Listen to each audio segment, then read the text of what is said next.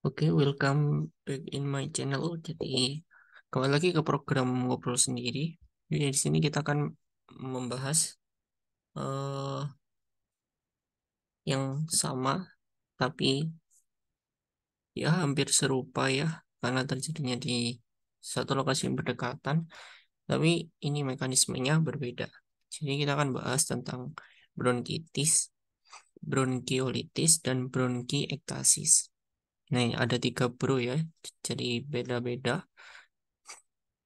Dan masing-masing ini memiliki ciri yang khas, mungkin dari gambaran klinisnya atau dari kriteria diagnosisnya atau dari prevalensi yang biasanya terjadi, agen penyebab, dan tata laksananya. Meskipun mereka lokasinya tuh saling berdekatan. Jadi yang pertama bronkitis, berarti adanya radang pada bronkus. Kalau bronkiolitis, berarti adanya radang pada saluran bronkiolus. Jadi bawahnya bronkus, bronkiolus. Nah, namanya radang bisa disebabkan oleh virus, bakteri, ataupun alergen. Alergen itu apa? Ya kayak debu, asap rokok gitu ya. Nah, bronkitis ini dia bisa lama atau akut atau maaf, lama atau kronis ataupun akut. Nanti ada juga AEBK, akut ekstraserbasi bronkitis kronis.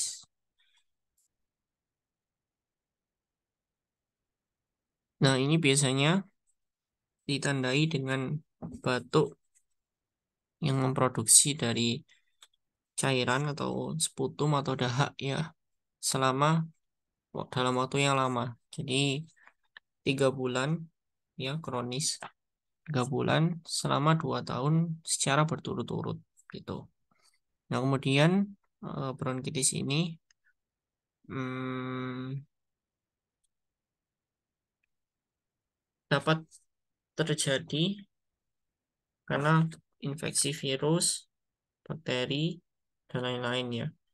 Kemudian ini sebenarnya cukup ringan untuk terapinya adalah dari istirahat, terus mengatasi dari gejala-gejala yang muncul atau simptomatiknya. Nah, tadi kan ada sempat disinggung yang namanya AEBK. Jadi AEBK itu keadaan akut eksacerbasi pada bronkitis yang kronis. Jadi keadaan akut bronkitis yang kronis. Jadi udah kronis, tiba-tiba kambuh menjadi akut. Tandanya apa? Tiba-tiba kambuh itu yaitu sesak nafas, lalu dahaknya atau sputumnya itu meningkat produksinya dan biasanya dia purulen. Purulen itu kental ya, tidak bening. Dan kemudian kenapa kok bisa jadi purulen itu? Jadi sederhananya kalau ada bakteri atau virus yang masuk, dia kan melepaskan mediator-mediator inflamasi. Nah, mediator inflamasi itu dia tuh ada salah satu mediator inflamasi yang khas yaitu interleukin 8. Dia tuh akan memanggil sel-sel neutrofil atau sel-sel limfosit yang berperan untuk memfagositasi dari bakteri tadi. Nah, ketika neutrofil itu bekerja, maka akan terjadi hipersekresi atau produksi yang berlebihan dari dahak atau sputum ya. Kemudian sehingga akan terjadi swelling ya atau edema serta fungsi-fungsi dari pembersihannya itu berkurang. Ya, fungsinya itu berkurang.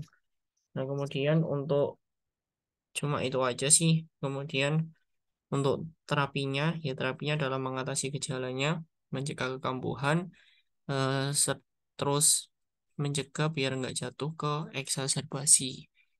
Kemudian untuk mencegah kerusakan gitu ya. Terapinya apa?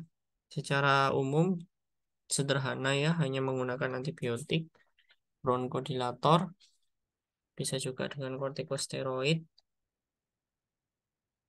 serta terapi-terapi yang lain. Yang paling penting adalah menghindari faktor pencetusnya. Contohnya menghindari debu, tidak merokok, berhenti merokok ya, buatnya merokok, dan lain-lainnya ya. Nah, antibiotiknya apa? Jadi yang efektif banyak sekali studi ya, tapi intinya golongan-golongan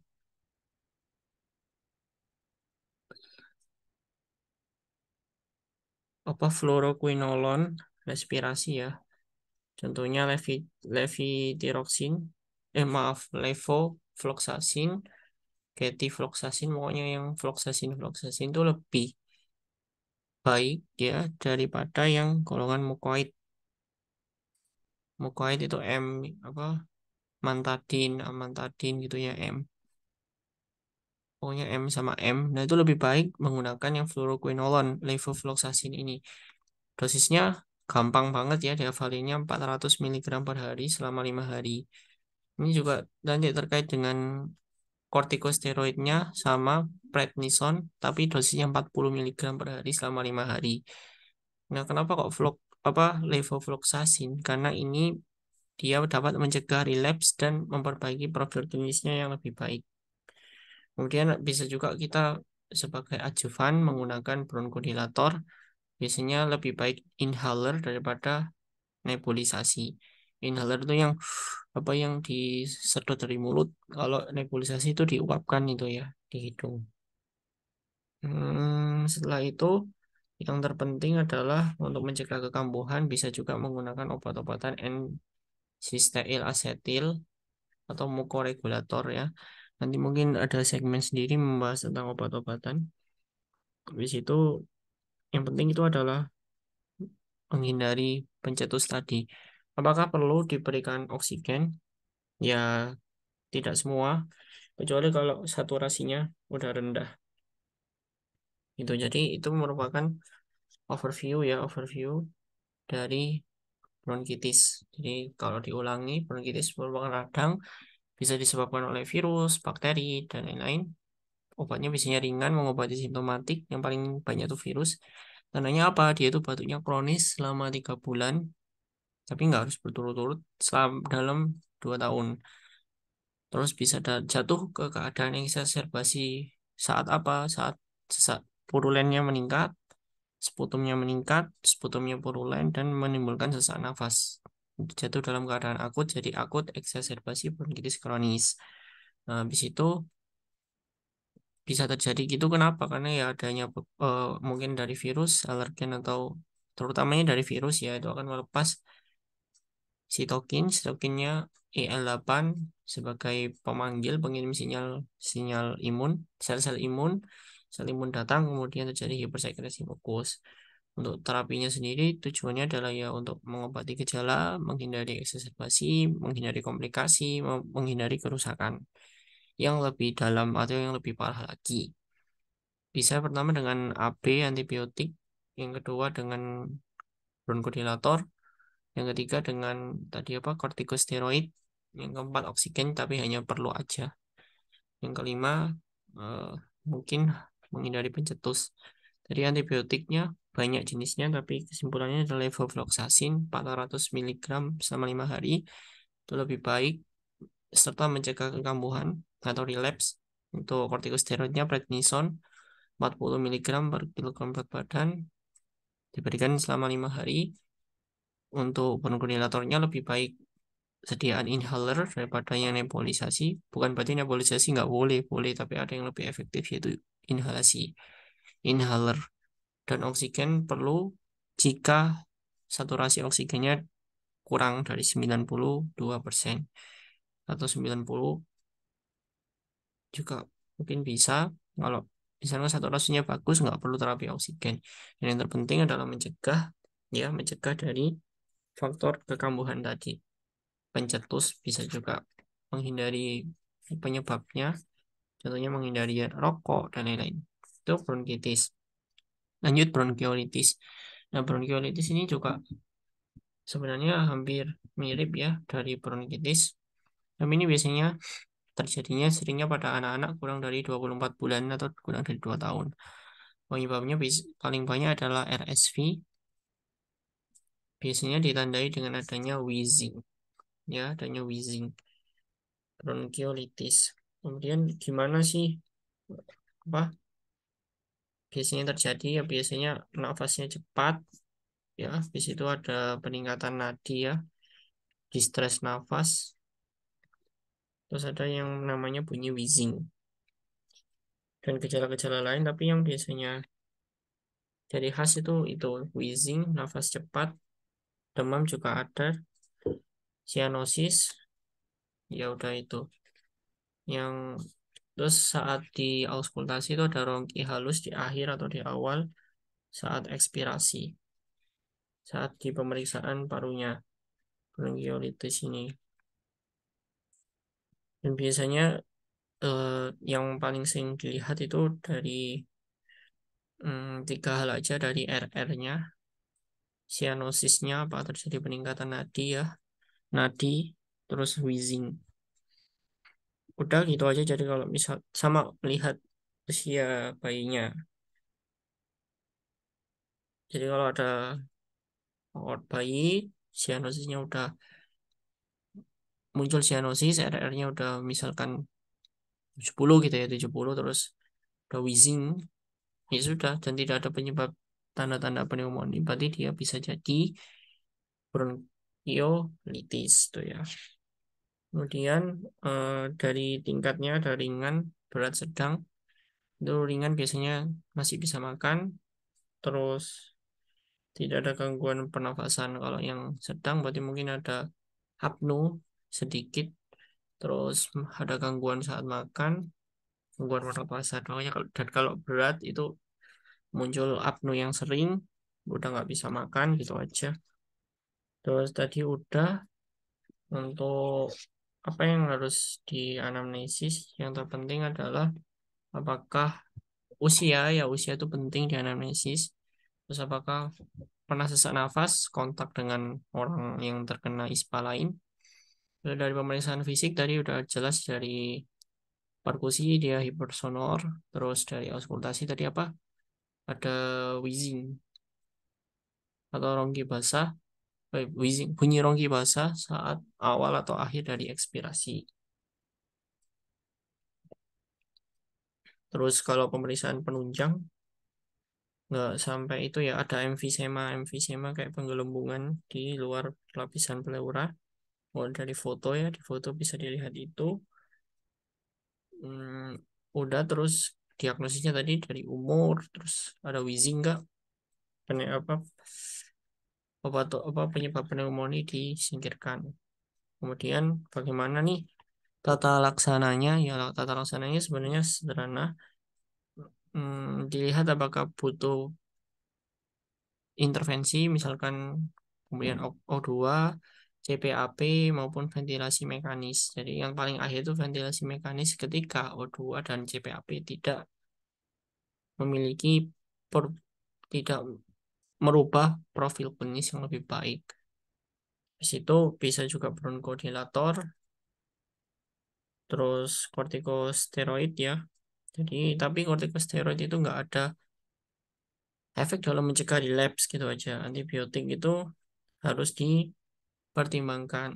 Biasanya yang dipakai adalah claritomycin. Kemudian ada juga jenis terapi-terapi lain. Terus untuk tata laksananya kalau misalkan ringan dia bisa rawat jalan aja. Kalau sedang itu bisa MRS ya. Terus kalau misalkan berat berarti MRS tapi diintensifkan gitu ya. Dan ternyata yang paling efektif ya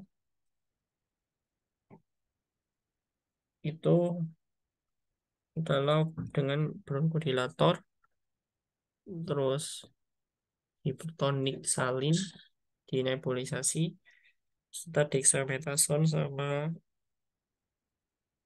epinefrin yang diinhalasi. Jadi terapi yang lain tidak mungkin tidak efektif.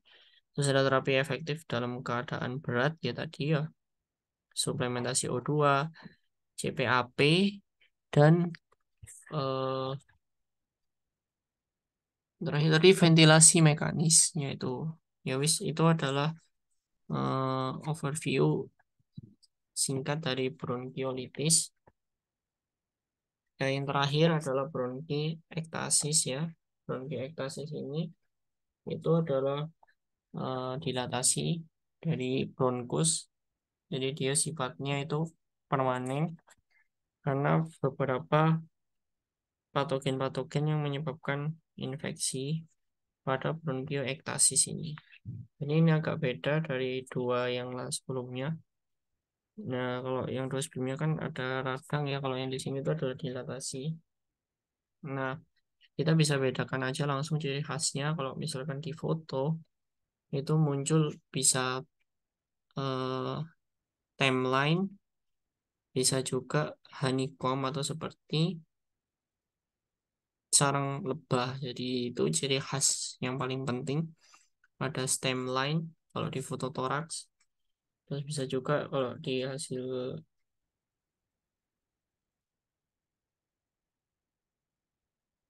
yang lain bisa memunculkan honeycomb ya, honeycomb. Kemudian apa penyebabnya ya? Penyebabnya bisa misalkan ada cystic fibrosis, jadi itu CFTR, gen cystic fibrosis apa gitu CFTR yang mengkode dari sodium dan apa ya lupa saya. Kalau sodium itu apa? Natrium, sodium ya, NaCl ya. Sodium dan klarium itu biasanya diturunkan genetik ya, karena dibawa oleh kromosom ke kalau nggak salah ke 7 ya ya, dibawa kromosom ke 7. Jadi itu eh, cystic fibrosis.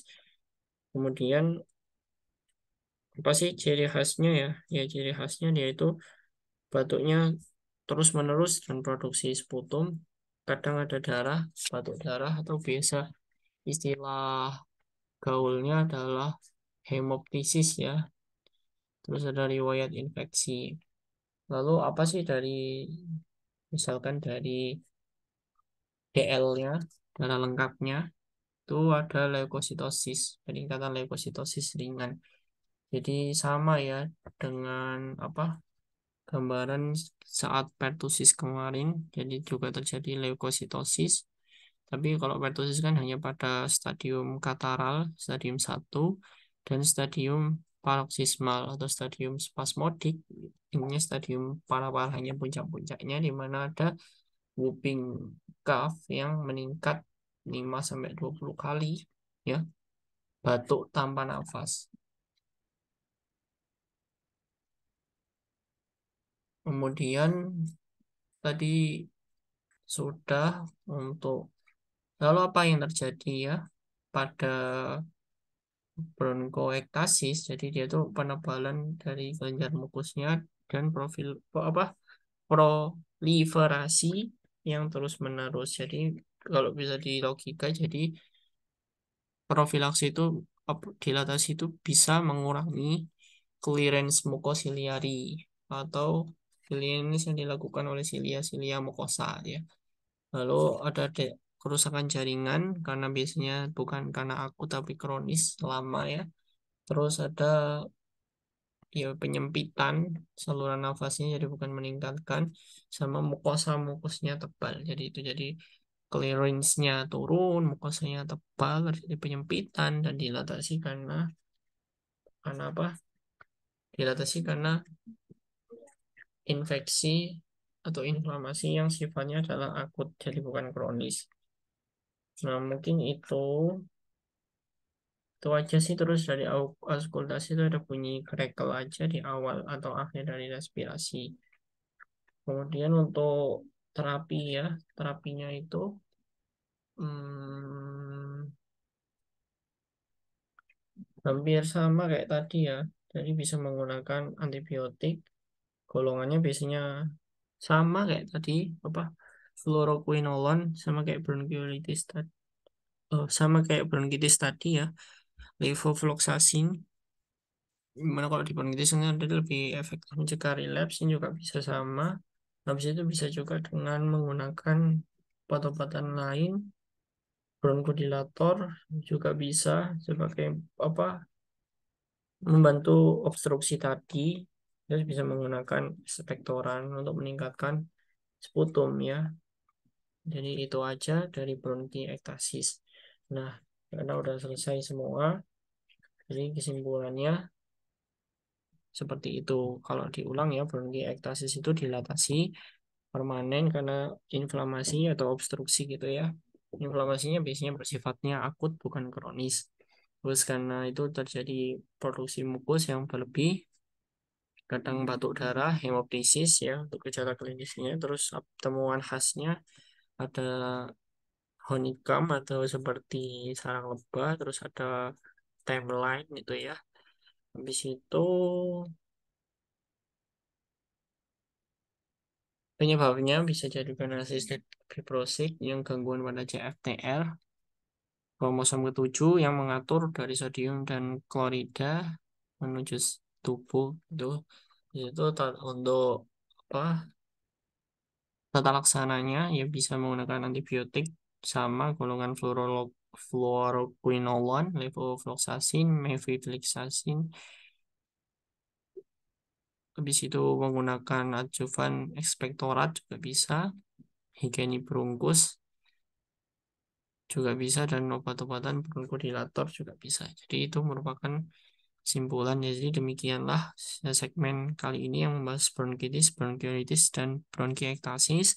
Mohon maaf kalau ada salah dan see you in next segment. Thank you.